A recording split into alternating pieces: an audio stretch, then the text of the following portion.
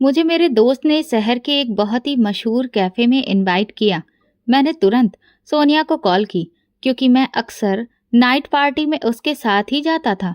मैंने उससे कहा, पहले क्यों ना लॉन्ग ड्राइव पर चलें, लेकिन उसने सुनते ही साफ इनकार कर दिया। मैं बहुत हैरान हुआ, क्योंकि सोनिया को लॉन्ग ड्राइव बहुत पसंद है। ऐसे में उसका इनकार मुझे बिल्कुल भी समझ नहीं आया। तो मैं हैरानी से बोला, सब ठीक तो है? आज सोनिया मैडम इनकार कर रही हैं। मैंने शरारती लहजे में कहा। मेरी बात पर वो उखड़ कर बोली, मेरी तबीयत कुछ ठीक नहीं है, मैं बस सोना चाहती हूँ। उसकी बात सुनकर मैंने तुरंत कहा, ठीक है, फिर मैं भी नहीं जाता। लेकिन मेरी बात का उसने कोई जवाब नहीं दिया और बिना बाय कहे उसने फ़ोन बंद कर दिया। तो मुझे थोड़ी सी चिंता हुई कि कहीं उसकी तबीयत ज़्यादा खराब ना हो गई हो। दिल किया कि उसके घर चला जाऊं और हाल चाल ले लूं, लेकिन फिर पार्टी में लेट हो जाता, इसलिए इरादा बदल दिया। मैंने सोचा कि पार्टी से जल्दी निकलकर सोनिया के घर चला जाऊंगा।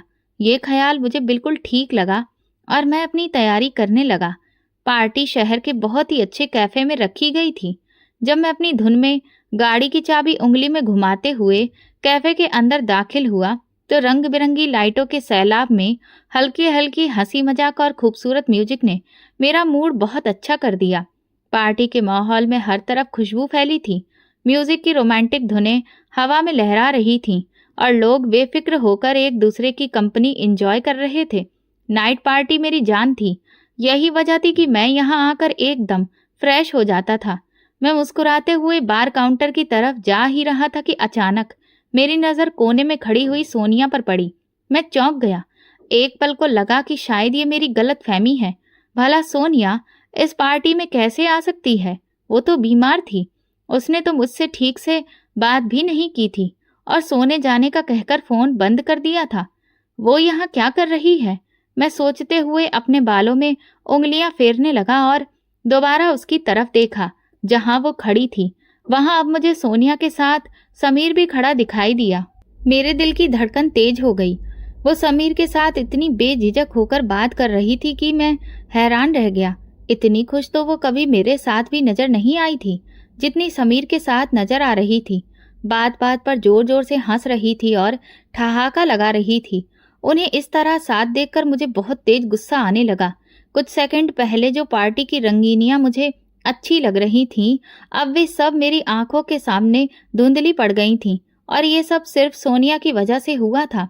मेरा मूड एकदम से ऑफ हो गया। मुझे समझ में नहीं आ रहा था कि अगर सोनिया को मेरे साथ दिक्कत थी और वो मेरे साथ नहीं जाना चाह रही थी तो साफ साफ बता देती।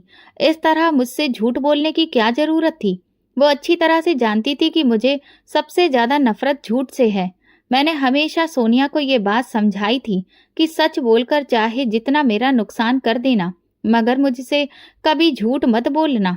लेकिन इसके बावजूद उसने मेरा भरोसा तोड़ा था। मैं इस बात से बहुत बेचैन था कि इतनी सी बात पर उसने मुझसे झूठ क्यों बोला। ये सवाल बार बार मेरे दिमाग में गूंजने लगा। मैं जानता था कि मेरा गुस्सा बहुत बुरा असर दिखाता है, इसलिए मैंने खुद को संभालने की कोशिश की और धीरे धीरे कदम बढ़ाता हुआ सोनिया के पास जा पहुंचा। मैं खामोशी से उसके पीछे जाकर खड़ा हो गया, लेकिन इतनी कोशिशों के बावजूद मैं अपने गुस्से को कंट्रोल नहीं कर पा रहा था। अचानक सोनिया ने नाक सिकोड़ते हुए समीर से कहा, ये खास खुशबू तो अरहान इस्तेमाल करता है। और फिर वो इधर उधर देखने लगी। जैसे ही वो पलटी तो मुझे देखकर थोड़ा सा परेशान हो गई। उसकी आंखों में हैरानी और परेशानी साफ दिख रही थी, लेकिन फिर जल्दी ही उसने चेहरे के एक्सप्रेशन बदल लिए और खुद को रिलैक्स दिखाने की कोशिश की। तुम? सोनिया ने हैरानी से पूछा। मैंने कंधे उचकाते हुए कहा, क्यों? मुझे यहाँ आने से किसी ने मना किया है क्या? लेकिन तुम तो कह रहे थे कि लॉन्ग ड्राइव पर चलना है। हाँ, वो मैंने तुम्हारे साथ प्लान किया था, लेकिन तुम्हारी तो तबीयत खराब थी और तुम्हें जल्दी सोना था, इसीलिए मैंने प्लान कैंसिल कर दिया और यहाँ आ गया। वो मेरी बात सुनकर नजरें चुराने लगी। तुम तो बता रही थी कि तुम्हारी तबीयत बहुत खराब है, तुम्हें तो इस वक्त अपने बिस्तर पर होना चाहिए था, मगर तुम तो समीर के साथ यहाँ पर गुलछर्रे उड़ा रही हो। गुलछर्रे उड़ाने के लिए तुम्हारी तबीयत बिल्कुल ठीक हो गई थी, है ना? मैंने अपने शब्दों को चबाते हुए कहा। उसके चेहरे का रंग उड़ गया और वो एकदम गुस्से में आ गई। तुम किस तरीके से मुझसे बात कर रहे हो? What nonsense. अरे वाह, अब तो अजब जमाना आ गया है, उल्टा चोर कोतवाल को डांटे। मैं उसके गुस्से भरे लहजे से बिखर गया। इतने में समीर हमारे बीच आ गया और बोला, क्या हो गया है गाइस, तुम दोनों आराम से भी तो बात कर सकते हो।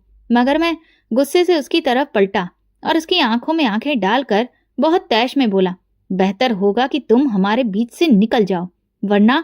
वरना क्या मतलब है? तू मुझे धमकी दे रहा है? वो आंखें निकालते हुए बोला। मैंने भी उसी अंदाज में जवाब दिया, हाँ, यही समझ लो। इससे पहले कि समीर और कोई गलत बात करता या फिर हम एक दूसरे का गिरेबान पकड़ लेते, सोनिया ने मुझे पीछे करते हुए गुस्से में कहा, अरहान, अपनी लिमिट क्रॉस मत करो। मैं हैरान रह गया। वो मुझे समीर के सामने तमीज सिखा रही थी। मैं उसकी इस बात पर भी उखड़ गया। कौन सी लिमिट क्रॉस कर दी है मैंने? कुछ साफ साफ बताना पसंद करोगी? इसे लिमिट क्रॉस करना नहीं कहते तो फिर क्या कहते हैं? जिस बदतमीजी से तुमने मुझसे कहा कि मैं समीर के साथ गुलछर्रे उड़ाने आई हूँ, तुम्हें यह कहने का अधिकार किसने दिया है? मेरे और तुम्हारे बीच सिर्फ दोस्ती है, हमारी कोई शादी नहीं हो गई है कि तुम मेरे पति हो और मुझ पर इस तरह का अधिकार जताओ।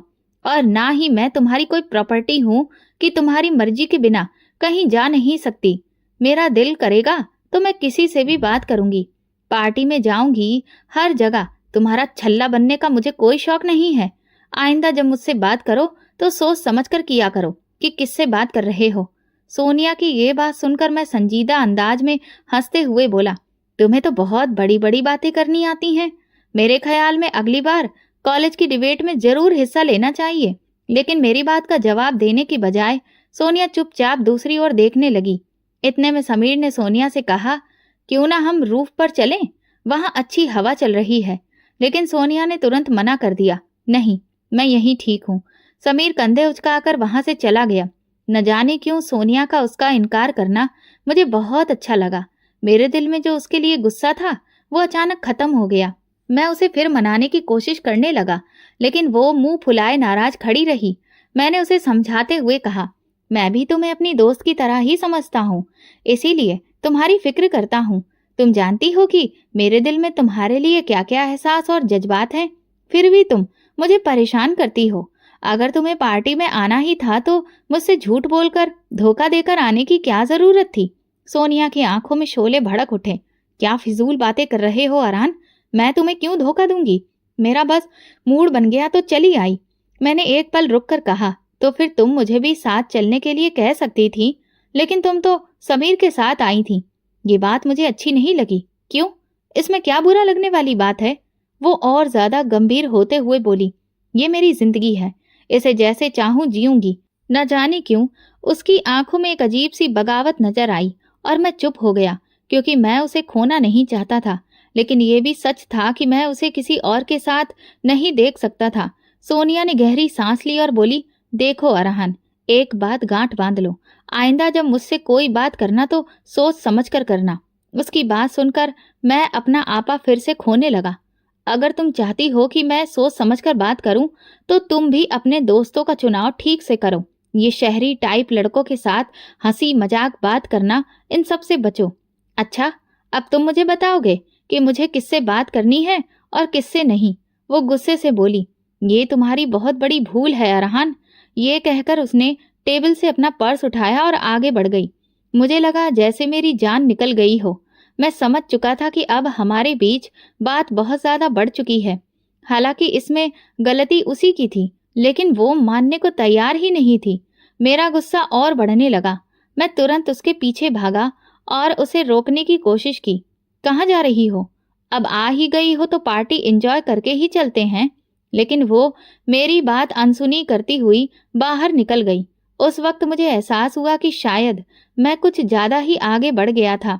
मैं जानता था कि वो मुझसे नाराज होकर जा रही है, इसीलिए मैं फिर उसके पीछे लपका और बोला, सोनिया, क्या दिक्कत है तुम्हारी? वो पलटी और शेरनी की तरह गरजी, अरहान, क्या दिक्कत है तुम्हारी? मैं मुस्कुराकर उसकी आंखों में देखने लगा और कहा, मेरी दिक्कत तुम हो। चलो आओ पार्टी में चलते हैं, मूड ठीक हो जाएगा, फिर घर चली जाना। तो वो बोली, नहीं, अब मेरा पार्टी अटेंड करने का मन नहीं है। वैसे भी मेरे सिर में बहुत दर्द है, मुझे घर जाना है। मैंने कहा, अच्छा चलो, थोड़ी देर यहीं बाहर टहल लेते हैं, अच्छी हवा लगेगी तो मूड ठीक हो जाएगा। मेरी बात सुनकर उसकी आंखों में उलझन सी चमक उठी और वो धीरे से बोली, अरहान तुम समझ क्यों नहीं रहे? जब मैं कह रही हूँ कि मुझे घर जाना है तो बात खत्म। ये कहकर जैसे ही वो मेरे बगल से निकलने लगी, मैंने उसका हाथ पकड़ लिया। मेरे ऐसा करने पर वो गुस्से में बोली, छोड़ो मेरा हाथ। उसका ये तरीका मुझे बहुत बुरा लगा। फिर भी मैंने सोचकर कि वो परेशान है, उसका हाथ नहीं छोड़ा और मजाक में कहा, ये हाथ जो मैंने पकड़ा है ये छोड़ने के लिए नहीं पकड़ा। इस पर वो और ज्यादा गुस्सा हो गई और हाथ छुड़ाते हुए चिल्लाई, तुम पागल तो नहीं हो गए हो अरहान? किस भाषा में समझाऊं तुम्हें? कैसे समझाऊं कि मुझे अकेला छोड़ दो? भगवान के लिए मुझे अकेला छोड़ दो। मैंने उसे और ज्यादा परेशान करने के बारे में सोचकर कहा, अगर हिम्मत है तो अपना हाथ छुड़वा कर दिखाओ। उसके और मेरे बीच ये तकरार चल ही रही थी कि अचानक एक बूढ़ा आदमी अपनी चिल्लाती हुई आवाज में जोर से बोला, ए लड़के, ये क्या हो रहा है? उसकी आवाज पर मैं और सोनिया दोनों पलटकर देखने लगे। वो बूढ़ा, जिसकी आंखों में मेरे लिए गुस्सा और सख्ती थी, अपने दोनों हाथ कमर पर रखे हुए मेरी तरफ बढ़ रहा था। तूने बच्ची का हाथ क्यों पकड़ रखा है? लगता है तुम्हारे घर वालों ने तुम्हारी परवरिश ठीक से नहीं की है। शर्म आनी चाहिए तुम्हें। शरेआम दूसरों की बहू बेटियों का हाथ पकड़ते हो। तुम लोगों की आंखों में शर्म भी मर चुकी है। कितने बेशर्म हो तुम, उसने गुस्से से कहा। मेरे साथ साथ सोनिया भी हैरान होकर उस बूढ़े की तरफ देखने लगी। सोनिया का हाथ अभी भी मेरे हाथ में ही था। इतनी ही देर में वो बूढ़ा हमारे पास पहुंच गया और आते ही उसने मुझ पर हुक्म चलाया, इस बच्ची का हाथ छोड़ दो। मैं कुछ बोलने ही वाला था, लेकिन उसने मेरे जवाब का इंतजार किए बिना ही अचानक मेरे गिरेबान को पकड़ लिया और मुझे जोरदार थप्पड़ जड़ दिया। सोनिया का हाथ मेरे हाथ से छूट गया और मेरा दूसरा हाथ अपने गाल पर चला गया। मैं इस कमजोर बूढ़े मरियल आदमी से इस तरह के जवाब की कोई उम्मीद नहीं रख रहा था कि वो यूं मुझ पर हाथ उठा देगा। मेरी हैरानी कम गुस्से में बदलने लगी, ये मुझे खुद भी पता नहीं चला। वो बूढ़ा सोनिया से मुखातिब होते हुए बोला, बेटी आप चली जाइए, जहां भी आपको जाना हो, और कोशिश कीजिए कि ऐसी जगह पर ना आया करें, और अगर आना भी हो तो साथ में अपने किसी घरवाले या फिर सहेली को लेकर आएं। इनके जैसे लुच्चे लफंगे किसी भी अकेली लड़की को देखकर अपने आपे से बाहर हो जाते हैं, और लड़कियों की इज्जत बहुत नाजुक होती है, तो अपना ख्याल आपको खुद ही रखना चाहिए। सोनिया का चेहरा गुस्से और शर्मिंदगी से लाल हो रहा था। वो कुछ कदम पीछे हटी और फिर मुझे नजरअंदाज करते हुए पार्किंग एरिया की तरफ बढ़ गई, जबकि वो बूढ़ा वहीं खड़ा था। लेकिन मैं तो जैसे पत्थर की तरह अपनी जगह पर खड़ा का खड़ा रह गया। उस हादसे ने मेरे दिमाग को बिल्कुल सुन्न कर दिया था। बूढ़े के थप्पड़ ने मेरे दिल में उतरकर बदले की चिंगारी भड़का दी थी। वो बूढ़ा वहां से जाने लगा तो मैंने गुस्से से कहा, तुम्हें ये थप्पड़ बहुत महंगा पड़ेगा। तो उस आदमी ने मेरी तरफ देखा और फिर धीरे से मुझसे कहा, मैं तुमसे नहीं डरता। यकीनन तुम किसी बहुत ही अमीर बाप के बेटे हो, लेकिन मेरा भगवान तुमसे बड़ा है, और ये मेरे ईमान की ही पहचान है कि एक बुराई जो सरेआम हो रही है उसे मैं किसी भी तरह से रोक सकूं। ये कहकर वो तो चला गया, लेकिन अब मेरे अंदर गुरूर और गैरत को संतुष्ट करने का एक ही तरीका था कि उसका जवाब दिया जाए। मैं अपनी गाड़ी में बैठा और तेज रफ्तार से वहां से निकल आया। सड़क पर गाड़ी चलाते हुए मेरे मन में बस यही सवाल घूम रहा था, आखिर वो बुढ़ा कौन था? उसे ये हक किसने दिया कि वो मुझे रोककर मेरी जिंदगी में दखल अंदाजी करे? मैं इस बात को किसी भी हालत में बर्दाश्त नहीं कर सकता था कि कोई अजनबी मेरी इज्जत के साथ खेलकर चला जाए। मैं बेमकसद गाड़ी सड़कों पर घुमाता रहा और फिर जब बहुत थक गया तो घर का रास्ता पकड़ लिया। लेकिन मैं जानता था कि इस वक्त हमारे घर में कोई भी नहीं होगा, जबकि मुझे एक ऐसे साथी की जरूरत थी जिससे मैं अपना दुख बांट सकता। फिर भी एक झूठी सी उम्मीद पर मैंने घर के सारे कमरों में झांका। हर तरफ सन्नाटा पसरा था। मेरे दिमाग में पहले सन्नाटे की तरह मेरे मन में उन तमाम लम्हों की तस्वीरें चलने लगी जब मैं छोटा था और स्कूल में पहली बार एक बड़ा इनाम जीता था। तब भी मेरे मम्मी पापा वहां नहीं थे। तब भी मैंने अकेले ही वो खुशी का जश्न मनाया था। ऐसे लम्हे मेरी जिंदगी में बहुत थे, मगर आज के हादसे ने उन सबका दर्द फिर से ताजा कर दिया था। मेरे माँ बाप रात के इस शोर में भी घर पर नहीं थे। ये कोई नई बात नहीं थी। ऐसा अक्सर होता था कि वो अपने कामों में इतने व्यस्त हो जाते थे कि उन्हें अपने ही बेटे की हालत का कोई एहसास नहीं होता था। मेरी माँ एक मशहूर सामाजिक कार्यकर्ता थीं। उनके दिन का ज़्यादातर हिस्सा ज़रूरतमंद लोगों की मुश्किलों को हल करने और उनके लिए सुविधाएं मुहैया कराने में गुजरता था। अक्सर उन्होंने मुझे बताया था कि उनकी ज़िंदगी का मकसद दूसरों की मदद करना है। ये बात सुनकर मुझे कभी-कभी गर्व भी होता था, लेकिन अक्सर मेरे दिल में एक छोटा-सा दर्द भी पैदा होता था कि उनके पास मेरे लिए वक्त ही नहीं है। मेरे पापा भी कुछ कम नहीं थे। वो एक एनजीओ चलाते थे और उनका मानना था कि इस दुनिया में बदलाव लाने के लिए ज़रूरी है कि हम अपनी बनाई हुई सीमाओं से बाहर निकलें और ज़रूरतमंद लोगों के लिए कुछ करें। मगर वो बातें अक्सर सिर्फ बातें ही रह जाती। जब उनकी मौजूदगी और मोहब्बत की सबसे ज़्यादा ज़रूरत मुझे होती थी, तब वे कहीं भी नहीं होते थे। उन दोनों की अपनी अपनी दुनिया थी और दोनों ही अपनी इस दुनिया में खुश थे, और इस बात से कोई फर्क नहीं पड़ता था कि घर में उनकी एक औलाद इमोशनल तौर पर टूट रही है और उसे किसी सहारे की ज़रूरत है। मैं उस वक्त बहुत ज़्यादा इमोशनल सपोर्ट चाहता था। मैं सोनिया से बहुत प्यार करता था, लेकिन कुछ समय से मैंने ये बात नोट की थी कि सोनिया मुझसे पीछा छुड़ाने की कोशिश कर रही थी।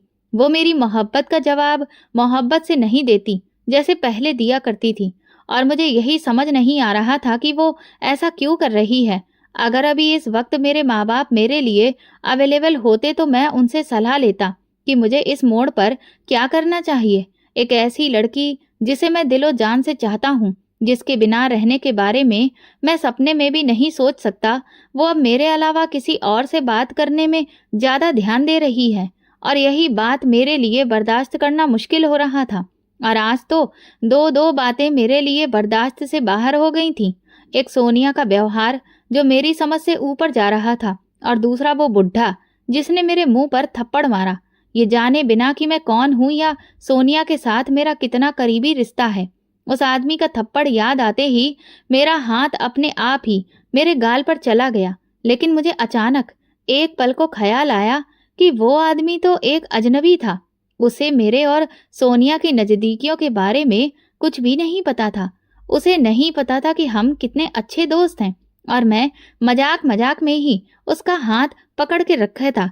लेकिन सोनिया, वो तो ये बात बहुत अच्छे से जानती थी ना, तो उसने उस बूढ़े आदमी से कुछ भी क्यों नहीं कहा? उसने उस आदमी को ये बताने की कोशिश क्यों नहीं की कि ये मेरा दोस्त है? अगर उसने मेरा हाथ पकड़ भी लिया है तो तुम्हें क्या तकलीफ है? लेकिन वो चुपचाप उस आदमी की तरफ देखती रही, जैसे उसकी एहसानमंद हो। इस ख्याल के आते ही मेरा दिमाग घूमने लगा। मेरी बेचैनी अब पहले से और भी ज्यादा बढ़ गई। मुझे रह रहकर उस आदमी पर गुस्सा आने लगा, बल्कि सच कहूं तो सोनिया का गुस्सा भी मुझे उस बूढ़े पर निकालने का दिल चाह रहा था। नफरत और बदले की आग मेरे अंदर जलने लगी। आज का दिन मेरे लिए बहुत भारी था। बूढ़े के थप्पड़ और सोनिया की बेरुखी ने मेरे दिल में एक गहरी चोट लगा दी थी। मैं इस बारे में बात करना चाहता था, लेकिन किससे बात करता? यहाँ तो मैं अकेला था। मैं सोफे के कोने में बैठकर सोचने लगा। मेरी आंखों में आंसू आ गए, लेकिन फिर बदले की आग मेरे अंदर रोशन हो गई। मैं अपने दिल की बेचैनी को कम करने के लिए कमरे में टहलने लगा। रात का न जाने कौन सा पहर था जब मेरे माँ बाप घर वापस आए। मैं तुरंत अपने कमरे से बाहर निकला और तेजी से उनकी तरफ बढ़ा। वे मुझे देखकर हैरान होकर बोले कि मैं अब तक क्यों जाग रहा हूँ और सोया क्यों नहीं। मैंने हिम्मत जुटाकर अपनी माँ से कहा, माँ, मुझे आपसे कुछ बात करनी है। माँ ने मेरी बात सुनकर मुझे थकी थकी नज़रों से देखा। बेटा, अभी नहीं, मैं बहुत थकी हुई हूँ, कल बात करेंगे। और ये कहकर वो अपने कमरे में चली गईं। मेरे पापा भी मेरी तरफ देखकर थके हुए लहजे में बोले, बेटा, कोई ज़रूरी बात है तो कल कर लेना, आज हम बहुत थके हुए हैं। और वे भी अपने कमरे में चले गए। मेरे दिल में दुख और गुस्से की लहरें दौड़ने लगीं। मैंने सोचा कि शायद मेरे माँ बाप को इस बात से कोई फर्क ही नहीं पड़ता कि मैं कितना परेशान हूँ। शायद मैं उनकी ज़िंदगी में एक ऐसी चीज़ हूँ जिसकी ज़रूरत उन्हें कभी महसूस ही नहीं होती। लिहाजा मैंने खुद को तसल्ली देते हुए कहा कि अब मुझे खुद ही बड़ा हो जाना चाहिए। मैं कब तक उनके ऊपर निर्भर रहूँगा? मुझे अपने मामले में किसी से सलाह मशवरे की ज़रूरत नहीं है, बल्कि जो चीज़ मुझे तकलीफ देती है उनसे छुटकारा हासिल करना मुझे खुद ही सीखना होगा। इसलिए मैंने उस बूढ़े से बड़ा सा बदला लेने का पक्का इरादा कर लिया और दिल ही दिल में प्लानिंग करने लगा कि सबसे पहले उस आदमी के बारे में जानना चाहिए कि वो कौन है और कहाँ रहता है। मैंने अपने कुछ काबिल और भरोसेमंद दोस्तों को कॉल किया और इस पूरे वाक्य के बारे में बताया। सबने मेरी बात ध्यान से सुनी और फिर कुछ नहीं तो यही राय दी कि इस मामले को यहीं पर छोड़ दो। लेकिन मेरा गुस्सा था कि रुकने का नाम ही नहीं ले रहा था। मुझे हर हालत में कैसे भी करके बदला लेना ही था। मैं रातों को सो नहीं पा रहा था। उस बूढ़े का थप्पड़ मेरे चेहरे पर छप गया था। ये थप्पड़ सिर्फ मेरे चेहरे पर नहीं बल्कि मेरी इज्जत के ऊपर भी पड़ा था। इसलिए एक दिन मैंने बिना सोचे समझे ही संजय को कॉल कर दिया। वो 2-3 बार जेल जा चुका था और अपराध का रिकॉर्ड भी रखता था। उससे मुलाकात एक नाइट पार्टी में हुई थी। बंदा मुझे काफी दमदार लगा तो मैंने उससे हाय हेलो रख ली थी। आज वही हाय हेलो मेरे काम आ गई। मेरे जिगरी दोस्त जो मुझे बदला लेने के इरादे से दूर रहने की सलाह दे रहे थे, वहीं पर जब मैंने संजय से इस बारे में बात की तो उसने मुझे हिम्मत देते हुए कहा, ये तो कोई बड़ी बात नहीं है। अगर आप अपने दिल की भड़ास निकालना चाहते हैं तो जरूर निकालो। मैं इस मामले में पूरी तरह से आपके साथ हूँ। उसका बस ये कहना ही मेरे लिए काफी था, क्योंकि ये बात मेरे मन में बैठ चुकी थी कि जब तक मैं बदला नहीं ले लेता मुझे चैन नहीं मिलने वाला। और इस जज्बे को और ज्यादा भड़काने में संजय ने मेरा पूरा साथ दिया। मैं दिन की रोशनी में संजय को उस कैफेटेरिया के पास लेकर गया और फिर उसे सारी बात पॉइंट टू पॉइंट बताई। संजय ने मेरी बात ध्यान से सुनी और फिर बड़े ही बेफिक्र अंदाज में बोला, आप उससे बदला लेना चाहते हो, लेकिन कैसा बदला? क्या आप उसे कोई नुकसान पहुंचाना चाहते हो? मैंने ठंडे लहजे में जवाब दिया, अभी मैं इस बारे में कुछ कह नहीं सकता हूँ, लेकिन इतना जरूर है कि मैं उसे ऐसा सबक सिखाना चाहता हूँ कि वो सारी जिंदगी याद रखे। संजय ने मेरे कंधे पर हाथ रखते हुए वादा किया, मैं आपके साथ हूँ। जहाँ आप कहोगे मैं आपकी मदद के लिए मौजूद रहूंगा। हमने फिर ये डिसाइड किया कि उस बूढ़े की निगरानी करेंगे, उसके रोजाना के रूटीन पर नजर रखेंगे ताकि हमें उसकी कमजोरी का अंदाजा हो और किसी मौके पर उसके खिलाफ कोई कदम उठाने का मौका मिल सके। अगले दिन से हमने बूढ़े की हर एक एक्टिविटी पर नजर रखना शुरू कर दी। वो सुबह एक स्कूल में जाता था और फिर वहां बच्चों को पढ़ाता था और शाम को घर चला जाता था। रोजाना का यही रूटीन था। हम दोनों एक कैफेटेरिया में बैठकर उसे देखते और वक्त वक्त के साथ उसकी हर एक हरकत पर नजर रखते। शुरू शुरू में कुछ खास तो सामने नहीं आया, मगर फिर एक दिन हमें एक ऐसा मौका मिला जिसने हमारे इरादों को एक नया मोड़ दे दिया। एक दिन जब हम कैफेटेरिया में बैठे थे तो वो टीचर विनोद अपने स्कूल से बाहर निकला और उसके साथ में एक लड़की भी थी जिसने अपने चेहरे को दुपट्टे से कसकर बांध रखा था। उसके चेहरे से आंखों के सिवा कुछ भी नजर नहीं आ रहा था। वो दोनों स्कूल के सामने कुछ देर रुके। टीचर ने उसके सर पर प्यार से हाथ रखा और मुस्कुराते हुए कुछ बातें की। ये नजारा हमारे लिए हैरान कर देने वाला था। संजय ने मेरी तरफ देखा और कहने लगा, क्या ये इसकी कोई स्टूडेंट हो सकती है या शायद कोई करीबी रिश्तेदार? ये इसकी बेटी तो नहीं है कहीं? मैं संजय की बात सुनकर एकदम से चौंक गया और उसकी तरफ पलटकर देखा। संजय की बात मेरे दिमाग में जाकर अटक गई।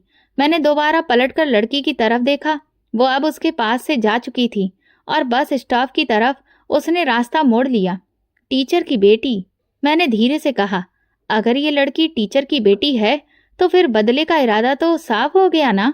ये ख्याल आते ही मेरे चेहरे पर एक जहरीली मुस्कुराहट फैल गई और संजय भी मेरे इरादे को भांपते हुए मेरी तरफ मुस्कुराकर देखने लगा। अगले कुछ दिन हमने उस लड़की की सख्त निगरानी करना शुरू कर दी। हर सुबह उसे टीचर के साथ स्कूल से निकलते हुए और कुछ दूरी पर बस स्टॉप तक जाते हुए देखा। फिर अकेले बस में सवार होकर वो चली जाती।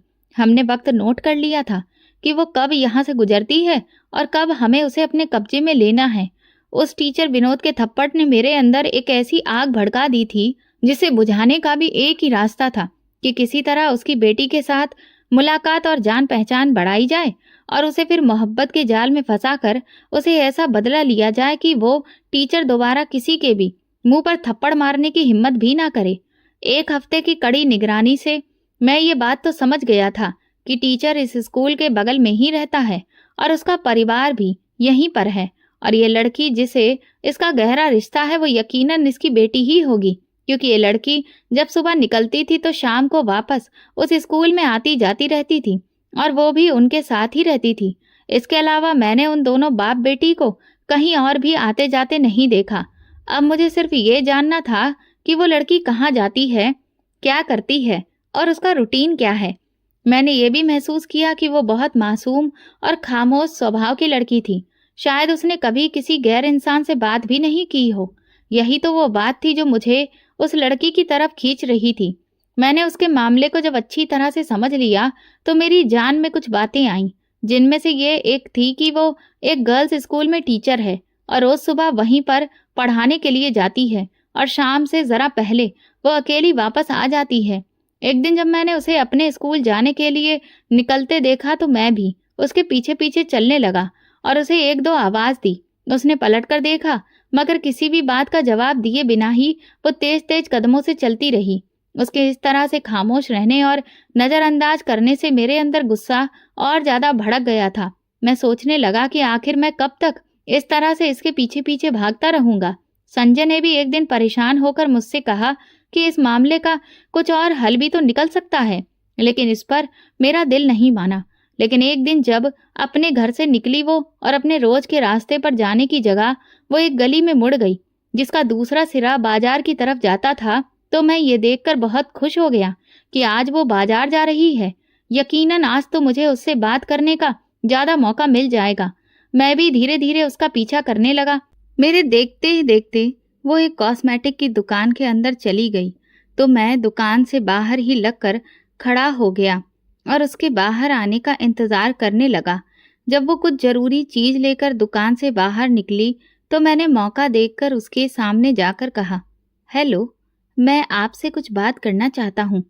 वो एकदम से सहम गई और नजर झुकाकर जल्दी से आगे बढ़ने लगी। मैंने कहा, देखिए, डरिए मत, मैं आपको कोई नुकसान नहीं पहुंचाना चाहता, बस आपसे दोस्ती करना चाहता हूँ। मेरी बातों का उस पर कोई भी असर नहीं हुआ। वो तुरंत वहां से तेज तेज चलने लगी। उसके चेहरे पर छाई हुई बेचैनी मुझे दुपट्टा लपेटने के बावजूद भी छुप नहीं पा रही थी। लेकिन मैंने हिम्मत नहीं हारी और फैसला किया कि एक ना एक दिन तो उसे मैं अपनी तरफ खींच के ही रहूंगा। अगले दिन वो जैसे ही बाहर निकली मैंने उसके पीछे चलना शुरू कर दिया और लगातार उससे बात करने की कोशिश करने लगा। देखिए, मुझे आपकी खामोशी बहुत पसंद आई है। ऐसी लड़कियां बहुत कम मिलती हैं, मैंने कहा, लेकिन उसने कोई जवाब नहीं दिया। उसका ये ठंडा रवैया मेरे लिए एक चैलेंज बन गया था। मैं हर रोज उसके रास्ते में आकर खड़ा हो जाता, यहाँ तक कि मैं उसके साथ बस स्टॉप पर भी जाकर खड़ा हो जाता, मगर वो मुझे लगातार इग्नोर करती। जाने क्यों मुझे सोनिया का ख्याल भी आता था। सोनिया भी तो मुझे ऐसे ही इग्नोर कर रही थी। सोनिया का ख्याल आते ही मेरे दिल में एक टीस सी उठती थी। लेकिन मैं अब इस रोज रोज के पीछा करने से बहुत थक चुका था। वो किसी भी हालत में कोई भी रिएक्शन देने को तैयार नहीं थी। मुझे वैसा लगने लगा जैसे मैं किसी दीवार के ऊपर अपना सिर मार रहा हूँ और अपना वक्त बर्बाद कर रहा हूँ। लेकिन हाँ, बस उसकी आंखों से पता चलता था कि वो अंदर ही अंदर से बेचैन है। जब मैंने देखा कि पीछा करने का कोई खास फायदा नहीं हो रहा और ना ही वो मेरी बात सुन रही है, तो एक दिन मौका को गवाए बिना मैंने उसका रास्ता रोक लिया और बड़े ही नरमी से उससे बात करते हुए कहा, मैंने जब से आपको देखा है मेरा दिल आप पर मर मिटा है। मैं जब तक आपको देख ना लूं मुझे चैन नहीं आता। मैं इतने दिनों से आपके पीछे पीछे आ रहा हूँ, लेकिन आपने मुझे कभी भी कोई वैल्यू नहीं दी। कभी तो मेरी किसी बात का जवाब दे दीजिए। मेरी बात सुनकर उसने पहली बार मेरी तरफ नजर उठाकर देखा तो उसकी आंखों में मुझे बहुत ज्यादा बेबसी नजर आई। मैं फिर से मासूम सूरत बनाकर उससे कहा, आप मुझसे दोस्ती करेंगी? भरोसा करिए, मैं आपको बहुत खुश रखूंगा। उसकी आंखों से अंदाजा हो गया था कि वो मुझसे बहुत बुरी तरह से डर गई है और यही वजह थी कि वो आगे जाने की जगह अपने घर की तरफ वापस मुड़ गई। उस घर की तरफ जाते देखकर मेरा दिमाग गुस्से से भरने लगा। आखिर कितने दिन तक मैं उस लड़की के पीछे पागलों की तरह फिरता रहूंगा। मैं गुस्से में घर जाने की जगह कैफेटेरिया में आकर बैठ गया और अपने लिए कॉफी का ऑर्डर दिया। मुझे आज फिर सोनिया बहुत ज्यादा याद आई तो मैंने उसे कॉल मिलाई, लेकिन वो बार बार काट देती थी। इससे मुझे और ज्यादा झुंझलाहट होने लगी। मैंने अपनी कॉफी खत्म की ही थी कि अचानक सोनिया समीर के साथ इस कैफे के अंदर दाखिल होती हुई दिखाई दी। गुस्से से मेरी कनपटी जलने लगी। मैं जिस टेबल पर बैठा था वो कैफे के पिलर की आड़ में थी, इसीलिए कैफेटेरिया में दाखिल होते हुए मुझ पर डायरेक्ट उसकी नजर नहीं पड़ सकती थी। लेकिन मैं दरवाजे से आने वाले हर इंसान को बहुत आसानी से देख सकता था। थोड़ी देर बाद मैंने फिर कॉल की तो उसने कॉल उठा ली। मैंने उससे पूछा कि वो कहाँ है, तो वो कहने लगी कि मैं इस वक्त घर पर हूँ। मेरे घर में कुछ मेहमान आए हुए हैं और उनके साथ मैं बहुत बिजी हूँ। जबकि वो ठीक मेरे सामने ही समीर के साथ बैठकर आराम से कॉफी पी रही थी। उसका झूठ दूसरी बार मैंने पकड़ा था। भगवान जाने इससे पहले वो मुझसे कितनी ही बार झूठ बोल चुकी थी। ये ख्याल आते ही मेरा दिल उसकी तरफ से बहुत ज्यादा खट्टा हो गया और मैं अपनी जगह से उठा और सीधा उसकी टेबल पर चला गया। कुर्सी घसीटकर ठीक उसके पास जा बैठा। वो मुझे देखकर परेशान हो गई, जबकि समीर के चेहरे पर एक अजीब सी हैरानी उभर आई। मैंने वेटर को बुलवाया और कहा, आज की कॉफी मेरी तरफ से। मैं जानता था कि सोनिया को कौन सी कॉफी पसंद है, इसलिए मैंने उसका ऑर्डर दिया और खामोशी से उठकर खड़ा हो गया, क्योंकि आज मैंने सोनिया को अपनी मोहब्बत से आजाद कर दिया था। मैं अपनी मोहब्बत को आए दिन एक नए चेहरे के साथ नहीं देख सकता था। इससे पहले भी वो कई लड़कों के साथ घूमती फिरती थी। मुझे लगा कि शायद मेरी मोहब्बत उसे बदल देगी और वो मेरी हो जाएगी, लेकिन ऐसा नहीं हो सका। इसलिए बजाय उसे बुरा भला कहने के या फिर दोबारा तमाशा करने से मुझे ये बेहतर लगा कि मैं खुद ही उसकी जिंदगी से निकल जाऊं। इसलिए मैंने उसे गुड लक कहा और तेज कदमों से अपनी गाड़ी में आकर बैठ गया। ये मोहब्बत भी कितनी बेकार चीज है, इंसान को किसी काबिल नहीं छोड़ती। मैंने दुख से सोचा, मैं मोहब्बत तो छोड़ सकता हूँ लेकिन बदला नहीं।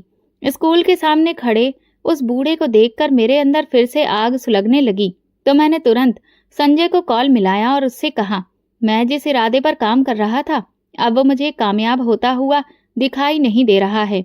लिहाजा अब मैं एक और प्लान पर काम करना चाहता हूँ। क्या तू इस सिलसिले में मेरी मदद करेगा?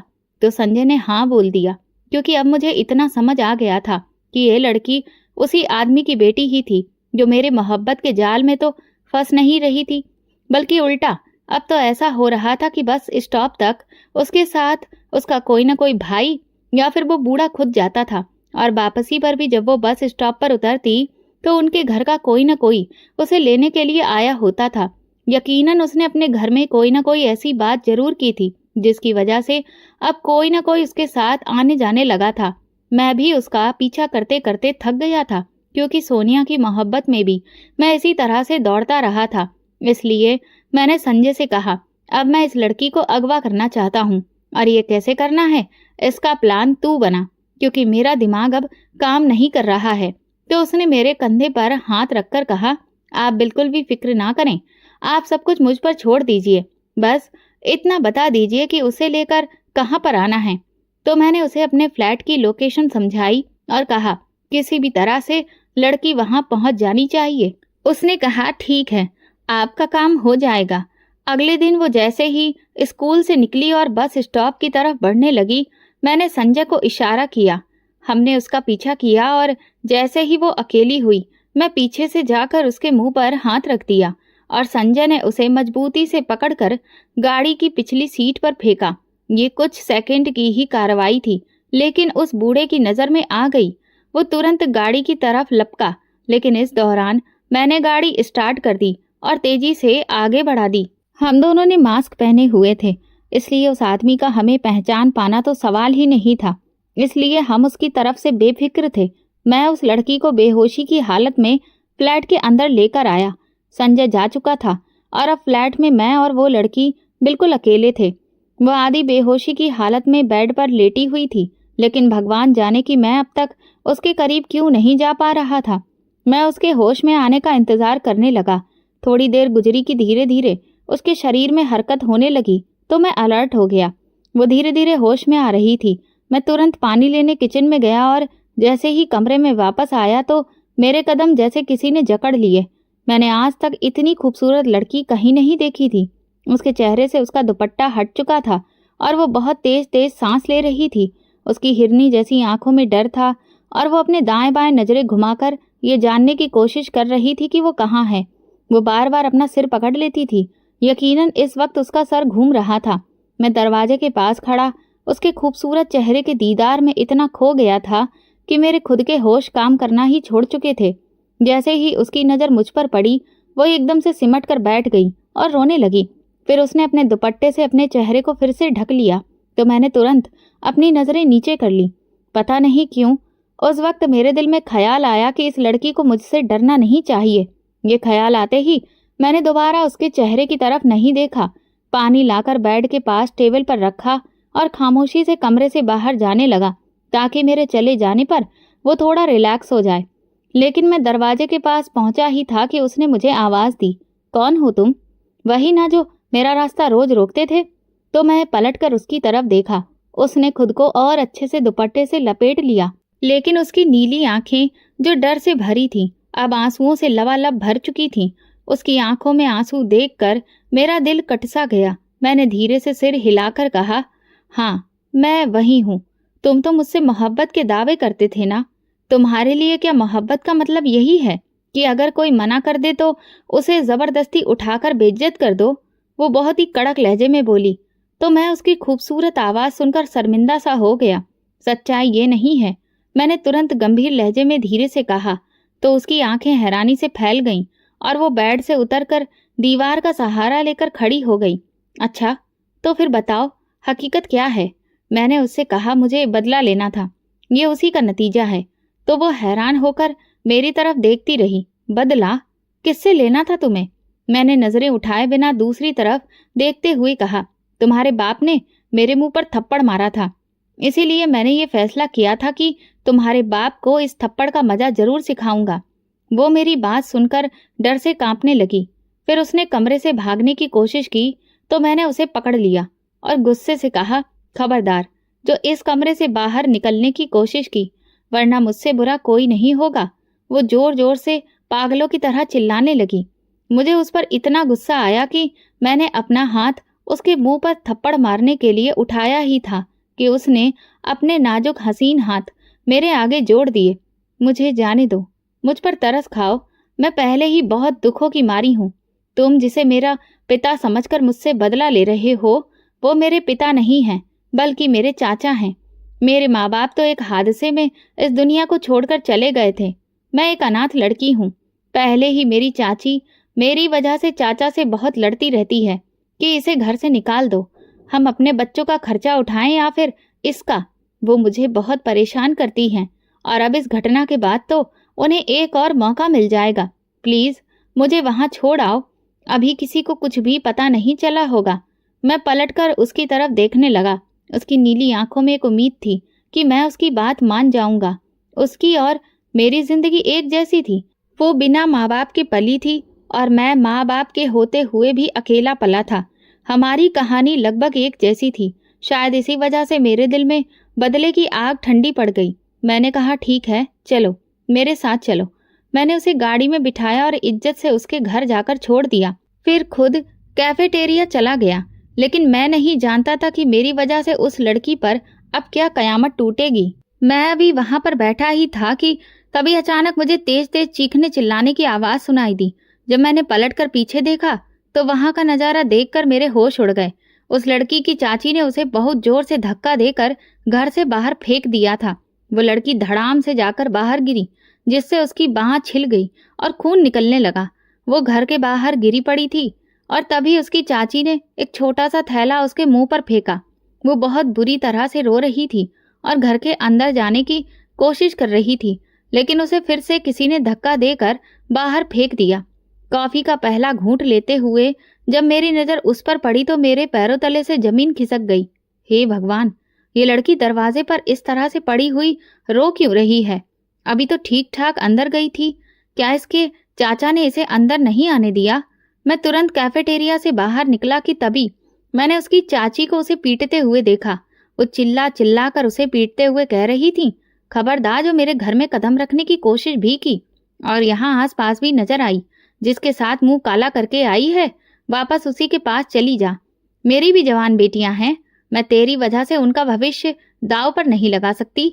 वो बेचारी लड़की रो रो कर अपनी बेगुनाही साबित करने की कोशिश कर रही थी, लेकिन उसकी चाची को उस पर जरा भी रहम नहीं आया और उसने दरवाजा बंद कर दिया। फिर वो लड़की अपना बैग उठाकर आसपास देखने लगी। उसके पास से गुजरते हुए कई मर्द उसे घूर घूर कर देख रहे थे। ये सब देखकर मुझसे रहा नहीं गया, लेकिन मुझे समझ में नहीं आ रहा था कि मैं क्या करूं। रात का अंधेरा छा चुका था और यह अंधेरा उसे भी बुरी तरह डरा रहा था।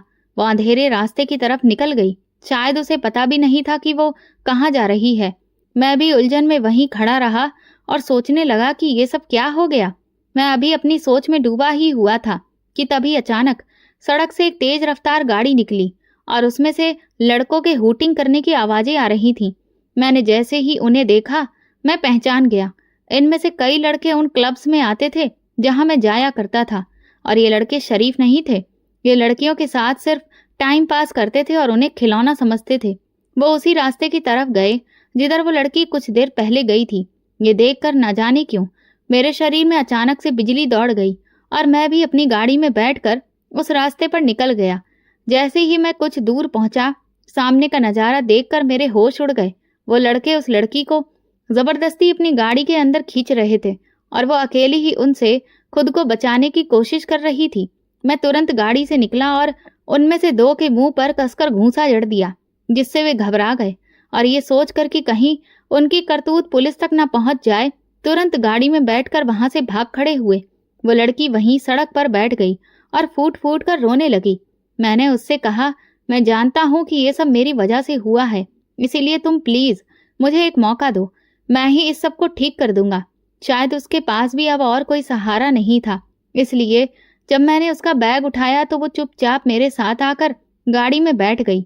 आंसू लगातार उसके गालों पर बह रहे थे और ये सब देखकर मुझे लग रहा था कि जैसे मेरा दिल कट रहा हो। वो बेचारी बेगुनाह थी और सिर्फ मेरी वजह से बदनाम हो गई थी। गाड़ी चलते चलते न जाने मेरे मन में क्या ख्याल आया कि मैंने उसकी तरफ मुड़कर कहा, मुझसे शादी करोगी? तो वो हैरानी से मेरी तरफ देखने लगी। मैंने कहा, मैं तुम्हारे साथ एक पवित्र रिश्ता रखना चाहता हूँ और शादी से बढ़कर कोई रिश्ता पवित्र नहीं है। तो उसने सर हिलाकर अपनी स्वीकृति दे दी। अगले ही दिन हमने कोर्ट मैरिज कर ली और मैं उसे घर ले आया। मैंने सोच लिया था कि उसकी जिंदगी जो मेरी वजह से इतनी मुश्किलों का शिकार हुई थी, अब मैं उसे खुशियों से भर दूंगा। वो भी एक बहुत ही बड़े दिल वाली लड़की साबित हुई। मेरी पत्नी बनने के बाद उसने मेरी सारी गलतियों को माफ कर दिया और मुझे वो प्यार दिया जो कभी मेरे माँ बाप से भी नसीब नहीं हुआ था। जो वफादारी मैं अब तक सोनिया में ढूंढता रहा, वो मुझे मेरी पत्नी से मिली। पहले तो मेरे माँ बाप को इस रिश्ते से ऐतराज हुआ, लेकिन जब मैंने अपनी पूरी गलती उनके सामने साफ तौर पर रख दी, तब उन्होंने भी मेरे फैसले को बिल्कुल सही ठहराया। सच कहूँ तो ये सब जो कुछ भी हुआ वो था तो गलत, लेकिन इसका अंजाम मुझे मेरी सच्ची खुशियों से मिला। हाँ, मेरे मन में ये बात जरूर रहती थी कि शायद मेरी पत्नी मुझसे वैसे प्यार नहीं करती जिसे मैं सच्चा कह सकूं, लेकिन जल्दी ही वो दिन भी आया जब उसने खुद मुझे अपनी मोहब्बत का इजहार किया। और फिर उस दिन को सेलिब्रेट करने के लिए मैं उसे शाम को डिनर डेट पर ले जाने लगा। लेकिन जैसे ही हम तैयार होकर बाहर निकल रहे थे, तभी सोनिया बहुत बुरी हालत में अंदर दाखिल हुई। वो पहले तो नाराज होने लगी कि मैंने किसी और से शादी कैसे कर ली। जब मैंने उसे उसकी एक एक हरकत बताई, तब उसे खुद पर शर्मिंदगी हुई और वो अपने किए पर माफी मांगने लगी। वो कहने लगी, मैं भटक गई थी, मेरी आंखों पर लालच की पट्टी बंधी थी। मुझे लगा समीर तुमसे ज्यादा पैसे वाला है और वो मुझे वो सारी खुशियां देगा जो तुम नहीं दे सकते, लेकिन वो तो सिर्फ टाइम पास कर रहा था, मेरे साथ ही नहीं कई और लड़कियों के साथ भी। अब मुझे अपनी गलती का एहसास हो गया है। प्लीज तुम मुझे माफ कर दो, इस लड़की को तलाक दे दो और मुझसे शादी कर लो। मैंने उससे कहा, शादी कोई बच्चों का खेल नहीं है। अब मैं तुमसे नहीं, अपनी पत्नी से बहुत प्यार करता हूँ और मरते दम तक करता रहूंगा, इसलिए आज के बाद अपनी शक्ल भी मत दिखाना। ये कहते हुए मैं अपनी पत्नी का हाथ पकड़कर गाड़ी में बैठा और वहां से निकल गया और पीछे सोनिया फूट फूट कर रोती रह गई। तो दोस्तों, अगर आपको हमारी कहानी पसंद आई हो तो कमेंट करके ज़रूर बताएं। वीडियो को लाइक करें और ज़्यादा से ज़्यादा शेयर करें।